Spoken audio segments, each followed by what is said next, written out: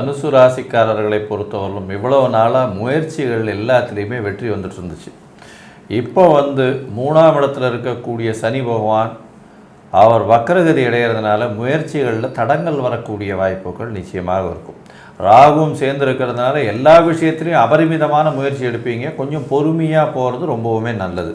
அதாவது speed breaker எப்போவுமே வர்றது நம்மளுடைய வேகத்தை குறைத்து நம்மளை சேஃப் பண்ணுறதுக்கு தான். அதனால் ஸ்பீட் பிரேக்கர் இருக்கிறது ரொம்பவுமே நல்லது.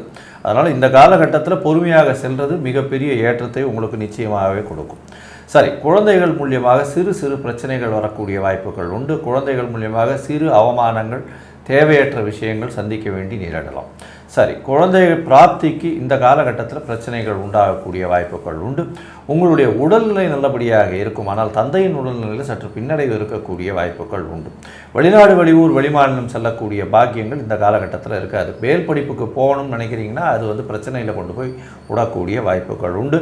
வெளிநாட்டில் போய் ஒரு யூனிவர்சிட்டி எடுத்து படிக்கணும்னு நினச்சிங்கன்னா அதில் பின்னடைவு ஏற்படக்கூடிய காலகட்டமாக அமைய போகிறது. இந்த காலகட்டத்தில் உங்களுடைய வேலையிலையும் சரி, தொழிலையும் சரி நல்ல ஒரு ஏற்றம் இருக்கும். புதிய முயற்சிகளை கொஞ்சம் தள்ளி போடுறது ரொம்பவும் நல்லது. இந்த காலகட்டத்தில் போட வேண்டாம் அப்படின்றத சொல்கிறோம்.